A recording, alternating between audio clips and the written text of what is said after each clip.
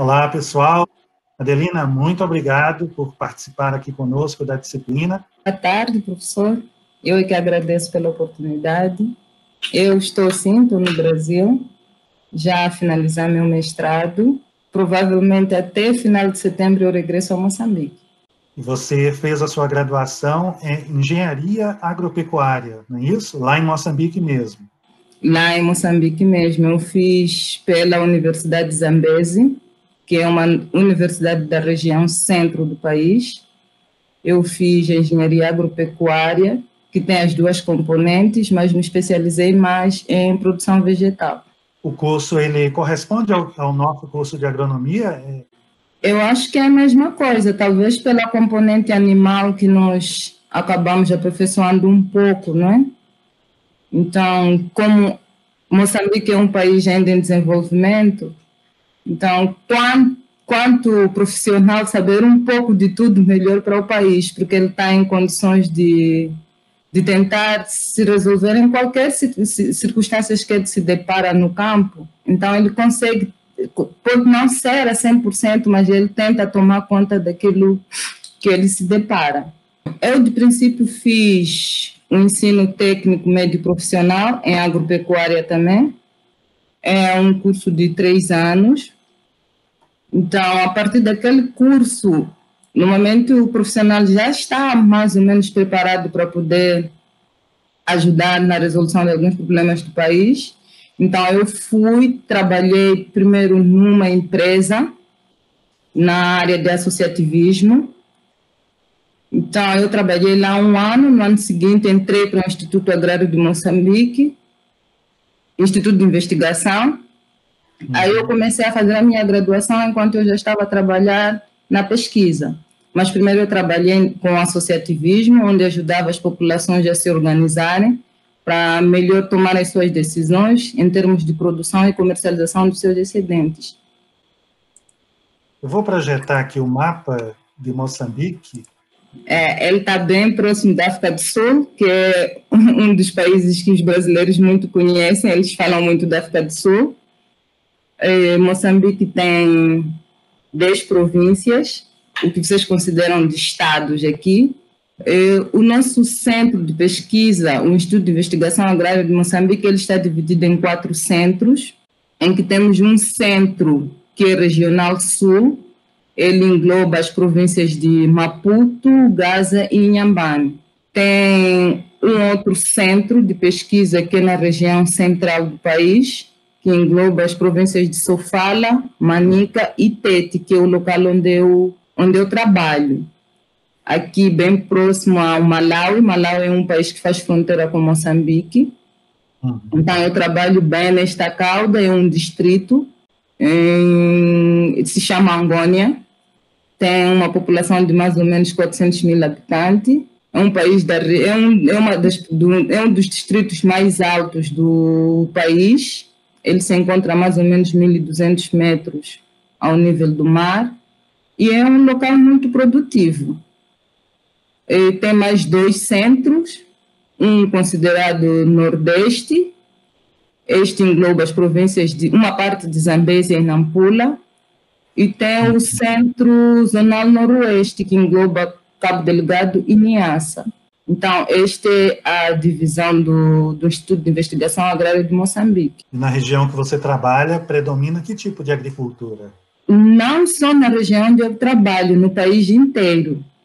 Predomina a agricultura familiar, cerca de 90% da agricultura em Moçambique é familiar. Onde eles normalmente produzem sem muito excedente, porque eles normalmente têm áreas bem reduzidas, uma família pode ter menos de 1 hectare, e lá nesta área ele tem de dividir e produzir um pouco de tudo. Como Moçambique é um país que tem muitos rios permanentes, existe produção a sequeiro, que é o mais predominante, e tem uma produção a regadio, naquele período em que os produtores normalmente vão para as regiões mais baixas, que é para produzir hortícolas, e diversos. Quando eles produzem a regadio, são áreas pequenas, porque eles não têm aquele maquinário de de alta expressividade para poder irrigar as suas áreas são pequenas motobombas, são aquelas bombas pequenas pedestrais em que o produtor precisa usar que nem uma bicicleta para poder bombear a água para irrigar os seus campos. Esta imagem aqui, nesse dia eu estava a trabalhar, no regresso eu cruzei com as senhoras, foi depois de uma colheita de soja, elas estavam a transportar o seu produto para casa, onde elas vão beneficiar e conservar os seus produtos. E como elas não têm condições para poder transportar, e não só a produção é pouca, então elas acabam transportando assim mesmo na sua cabeça. Está aqui essa mãe com seu bebê e transportando o seu produto. Então, a partir dessa produção, eles conseguem satisfazer as suas necessidades, né? Mas eles não produzem para poder ter uma poupança, eles produzem para satisfazer aquela necessidade de momento. E as mulheres, elas carregam a produção e também se ocupam do trato da terra, de todas as etapas produtivas? Sim. O processo de produção está mais voltado para as mulheres e crianças. Então, são as mulheres que preparam a terra, como o preparo de terra é manual, eles têm áreas pequenas, não é?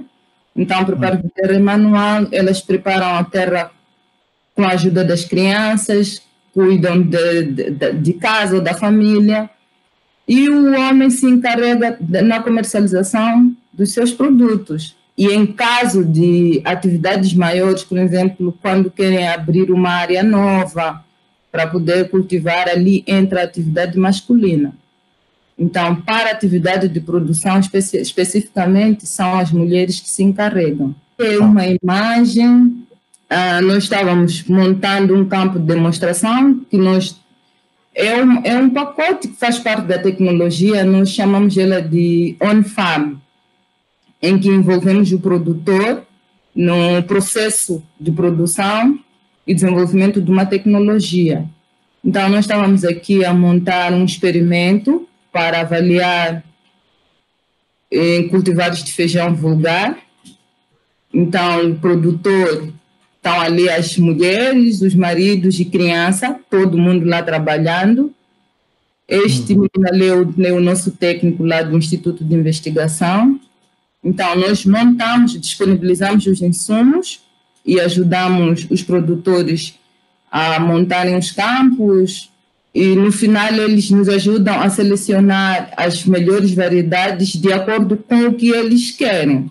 Essas são algumas, nós normalmente para poder desenvolver e para a tecnologia ter aceitação, o que nós fazemos? Nós primeiro vamos ao campo, pegamos o material que o produtor tem. Então, a partir do material que o produtor tem, porque é o material que ele conhece, normalmente ele vai pela aparência, aquilo que ele conhece, ele adota a tecnologia, principalmente em caso de variedades melhoradas.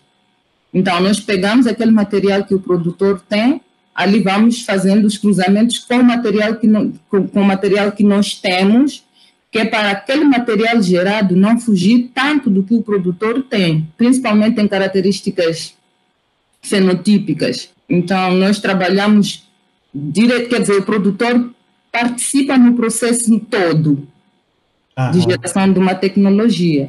Como é que vocês trabalham esse lado da metodologia? Nós normalmente temos tido algumas participações, e uma estratégia que nós normalmente adotamos é, no meio da comunidade, nós selecionamos, como a maioria da população não escolarizada, não é? Então, nós selecionamos alguns produtores que têm uma parte da alfabetização, treinamos eles, e eles levam a mesma tecnologia, o mesmo aprendizado para a zona rural.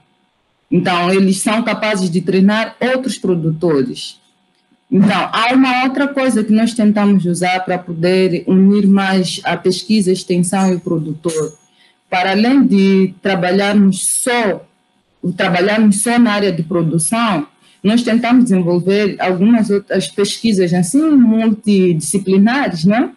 como o caso de nutrição. Nós sabemos que há problemas nutricionais na população. O que é que nós fazemos? A partir dos produtos agrícolas que eles mesmos produzem, nós tentamos desenvolver algumas receitas alimentares e fazemos a partir das condições que o produtor tem, como é o caso de fazer leite de soja, aquele leite artesanal, usar o feijão, o amendoim para fazer, juntar com a farinha de milho, fazer papinhas.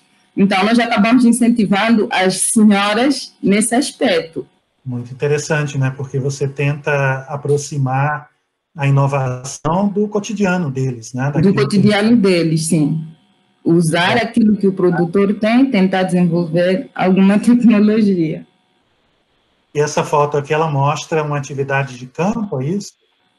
É uma atividade de campo, é aquele campo que nós estávamos, daquela foto anterior, que nós estávamos, foi um dia de campo. Normalmente nós avaliamos em três vezes, né? Que é na produção de folhagem intensa, quando chega o momento de produção de vagens e produção de grão, porque o produtor aproveita o feijão nessas 3 fases. Consome-se muito folha de feijão, então uma variedade pode ser boa produtora de grão, boa produtora de vagem, não ser boa produtora de folhagem. Então, o que é que o produtor quer? Ele quer tentar conciliar todos esses 3 aspectos. Então, nós organizamos isto e no final da pesquisa ele tem um pacote como um todo, não é? Esta é uma variedade local, eu até coloquei o nome aqui assim, de Meta é o nome que os produtores lá me informaram que eles chamavam a cultivar. E mais para frente nós temos uma cultivar desenvolvida pelo Instituto de Investigação Agrária, com mais ou menos a mesma característica, é oriunda de um cruzamento de sugar e um dos Estados Unidos. Então, a diferença desta com aquela que o produtor tem é em termos de maturação. Esta tem uma maturação média, enquanto que o do produtor levava mais tempo para poder atingir a maturação. E quanto ao seu rendimento, também é bem alto, porque normalmente o produtor rural usa muito pouco fertilizante. Quanto à produção orgânica, eu acho que Moçambique está num patamar bem alto. Então, o produtor, normalmente, com a variedade dele, aquela bem antiga, ele tem 500 a 600 quilogramas por hectare. Isto quando bem cuidado, porque eles até acabam tendo muito abaixo dessa quantidade. Então, esta variedade que nós desenvolvemos, que é o LPA 31, ela sem adubar, o produtor já consegue ter quase 1.400 quilos no hectare. Ele tem um ganho de quase 200% daquilo que ele tinha anteriormente. Então, como é uma variedade que ele já conhece pelas características fenotípicas, ele facilmente aceita. Então, esta também é uma das variedades do produtor, que o IAM acabou desenvolvendo uma que se aproxima a esta. Tem esta, que é um feijão vermelho. Aqui no Brasil também é mais consumido, mas é um vermelho pequenino. Não assim, nós consumimos mais o feijão grande. Então, tendo este é muito resistente e tolerante ao baixo fósforo. Nós sabemos que os solos, eu acho que em condições mundiais mesmo, os solos têm baixo fósforo. Então, com esta cultivar, mesmo em condições de baixo fósforo, você consegue ter uma produção aceitável. Então, vocês sempre partem da variedade que eles já conhecem, utilizam. Eles já conhecem, sim. É o caso desta aqui. E aí começam a desenvolver uma pesquisa para melhoramento dessa variedade. Para melhoramento. O que nos fez passar por isso? Eu me recordo, acho que quando eu comecei a trabalhar, eu ganhei um pouco de feijão preto. Naquela altura, feijão preto não era muito divulgado em Moçambique. Então, eu ganhei aquele feijão, eu peguei e fui para a minha região, tentei mostrar ao produtor aquele feijão. De princípio, ele achou aquele feijão ruim, feio. Então, não foi fácil aceitarem aquele feijão. Mas com o tempo, ali eles foram provando, viram que afinal de contas, porque o feijão preto tem um gosto excepcional, então a partir dali, mas levou muito tempo para eles aceitarem aquele feijão preto. Por quê? Porque eles não conheciam. Então, a partir disso, nós começamos a tentar desenvolver novas variedades partindo daqueles que têm, principalmente em termos de características fenotípicas. É outra variedade que se aproxima ao LPA 87, aquele que nós vimos lá atrás. Então, este nome ali é o nome local que os produtores tratam, né? Kawa é a língua local, porque a língua local lá não é português, é Shewa. Então, é uma língua assim, meio diferente, né? Além da dificuldade, né, de comunicação que a gente teria na mesma língua, você, como extensionista, também enfrenta esse outro desafio, né? Porque há várias... Tem esse desafio de língua, porque a língua oficial em Moçambique é português, mas pouca gente fala português, principalmente os que se encontram na zona rural. Então, na zona rural, você precisa aprender a falar a língua local. E há um porém, Moçambique tem cerca de 46 línguas locais. Então, tendo esse número de línguas locais, fica muito, muito complicado para um extensionista da região sul, por exemplo, trabalhar na região centro. Então, para além de dificuldade de você aproximar ao produtor, ainda tem este entrave que é a língua. Mas acabamos nos acostumando, dia a dia você vai aprendendo para poder se comunicar. Muitas vezes tem apoio de tradutor. Então, eu como já estou acostumada àquela região, eu já falo a língua local, eu prefiro, porque às vezes o tradutor faz chegar aquela informação não como você técnico quer que chegue, ele faz chegar como ele percebeu. Então, por isso eu fui aprendendo, lá eu fui lutando para poder aprender. Hoje eu já falo perfeitamente a língua local de lá, mas se um dia me tirarem da Angônia para trabalhar no Sul, eu vou ter problemas, porque eu não vou saber falar a língua predominante no Sul é Xangana. Então, eu vou ter outro problema para trabalhar lá, aí não tem como. Os primeiros anos, você precisa de ter um intérprete para ajudar. Há uma estratégia que eu desenvolvi sozinha. É sempre bom você saber como dialogar com o produtor. Porque muitas vezes nós somos estudantes, somos mais novos, lá vamos trabalhar com gente mais velha que nós. Sim. Então, nós precisamos saber como nos dirigirmos para essas pessoas e eles acreditarem em nós. Então, uma das coisas que eu normalmente faço é tentar procurar fazer com que, como trabalhamos mais com senhoras, fazer com que aquelas senhoras se sintam à vontade ao meu lado. É uma das tecnologias que nós estamos a desenvolver, que é a agricultura de conservação. Acho que nem precisa explicar, todo mundo sabe o que é agricultura de conservação. Então, esse é um dos campos de produção de milho. Para além de usar o milho e a cobertura, também fazemos a consorciação com feijão vulgar ou soja. Então, essa é uma das imagens. Aqui é a mesma, de uma forma mais visível. Nós estávamos a tentar usar o capim seco normal, dá para ver lá no fundo, e aqui assim são restolhos de milho do ano anterior. Então, para eles tentarem ver qual é a melhor, que vai proporcionar melhores resultados no fim, né?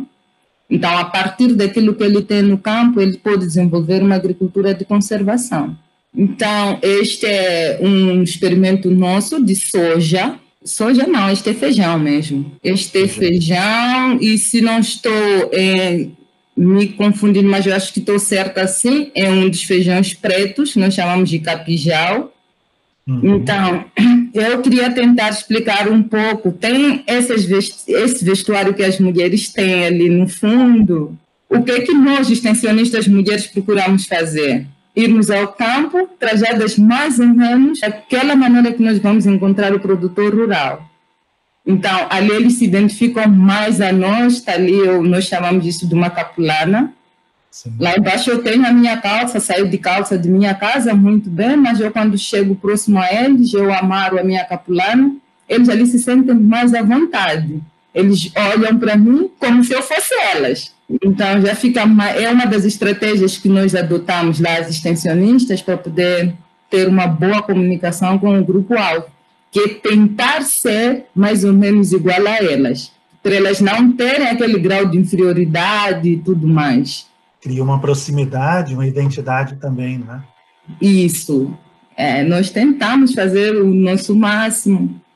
Então, este é um campo de feijão, está ali todas as mamanas, elas namaradas na capulana, assim como os homens, normalmente, até mesmo na escola nós já aprendemos, os professores de extensão rural já dão esse puxão de orelha.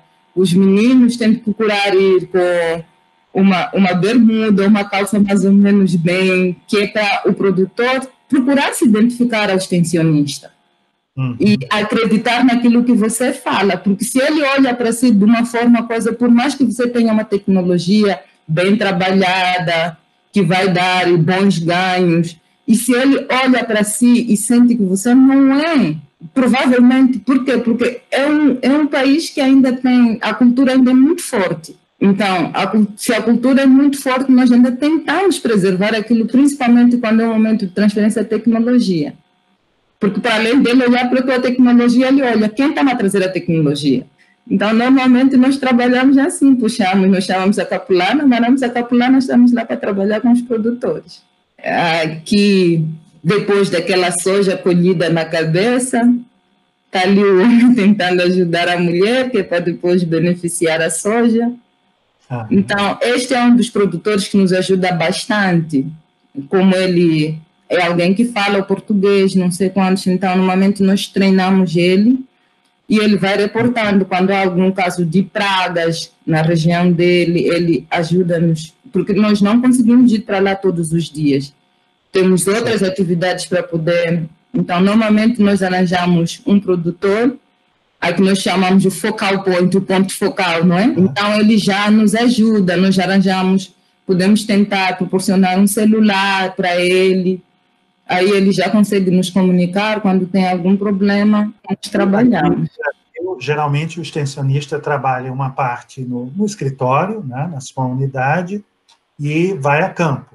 Lá também é assim? É sim, é o mesmo. Ele trabalha no escritório e trabalha no campo. No campo para dar assistência e no escritório para ajudar na tomada de decisão, tem tecnologias, tem relatórios por fazer. Você se desloca muito? Professora, as distâncias são longas. Normalmente nós nos deslocamos mais de motos, porque as vias de acesso não são tão boas, né? Por exemplo, um dos campos mais longínquos que eu tenho são mais ou menos 80 quilômetros. Dos 80 quilômetros, somente 15 é que é asfalto. O resto você precisa pegar o pó todo. Então, em caso desses campos longínquos, nós damos assistência de quando em vez mesmo, não vamos assim com muita frequência. É aí onde o trabalho de focal point é muito essencial para nós. Então, existem campos já mais perto, que são 20 quilômetros, 25 quilômetros, mas a maioria de distância é terraplanada mesmo. E o focal point, esse seu ponto de contato, ele é um agricultor mesmo? Muitas vezes é o agricultor mesmo. Então, nós identificamos um agricultor e ele vira o nosso ponto focal. Então, em caso desses locais mais longínquos, para além do agricultor, também existe um técnico que está lá permanente. Então, ele já nos ajuda a fazer esses contatos. Então, para as regiões mais próximas, normalmente, a gente vai para lá sozinha e tem lá o produtor, que é o ponto focal. Esta é uma feira e nós estávamos lá a apresentar o que nós tínhamos na nossa província de Tete. Então, este foi uma das reuniões sobre leguminosas em Moçambique, em que nos organizamos e nos reunimos lá todos os técnicos, os investigadores na área de grãos de leguminosas. Estamos a falar de soja, tem o feijão jugo, eu não sei como é que vocês chamam feijão jugo aqui, as ervilhas, estavam lá quase todas as leguminosas. E cada província tinha que ter uma feira para mostrar que tipo de leguminosa e quais as variedades você tem lá no teu local de trabalho. Então, esta é a nossa feira. Temos aqui, tem sojas, feijão vagem, feijão preto. Então, nós temos uma ampla diversidade de feijão, mas a maioria é feijão de grão enorme, não grão pequenino. Este é um dos constrangimentos que nós normalmente temos no nosso dia a dia de trabalho. Então, eu estava aqui com os colegas, eles queriam visitar alguns campos de demonstração, eles não conheciam o local, mas eu, como já trabalho diretamente, eu ia para lá todos os dias. De moto dá para passar ali no meio da água, eu normalmente atravesso de moto, mas de carro já não tem como. Temos que estacionar a viatura no outro lado, ali todo mundo teve que atravessar, não. Então, normalmente quando se trabalha na zona rural e você quer maior abrangência mesmo, como extensionista vão se deparar com muitos casos desses. Se é extensionista que vai ao fundo, que vai atrás do produtor que está mais distante, que não é assistido, e imagine, professor, esta região ali são uns 10 quilômetros da sede do distrito. Os extensionistas não gostam de trabalhar nesse local por causa deste rio. E no momento, a agricultura é de sequeiro. Se a agricultura é de sequeiro, o momento de trabalho é o momento em que o rio está cheio. E no momento em que o rio está cheio mesmo, de moto não se passa. Você precisa mergulhar no rio para poder ir trabalhar e no final do dia voltar. Então, ser extensionista é agarrar a extensão, gostar do que faz e lutar em prol do desenvolvimento da agricultura. Primeiramente, eu já vinha trabalhando com leguminosas. Eu fugi da minha área habitual, passei para a fruticultura, porque no meu dia a dia de trabalho eu senti que falta esse componente da fruticultura no país. Então, quando me apareceu essa oportunidade de vir para Viçosa estudar, ali eu vi que a Viçosa é forte na área da fruticultura. Por que não fazer fruticultura? Voltar e começar a introduzir uma pesquisa na área de fruticultura para o país. Então, a minha perspectiva é essa, voltar para Moçambique, trabalhar duro na área da fruticultura, porque, claro que cereais e grãos ou a carne é a base da alimentação, mas existe muita coisa que nós tiramos da fruta que não encontramos nessa base da alimentação. Então, eu senti essa necessidade e vim para aqui fazer a fruticultura. É mesmo para pesquisar e depois continuar a fazer a extensão, que é o que eu mais gosto. Para além de pesquisa, eu gosto de fazer extensão, ficar o dia lá no campo como produtor.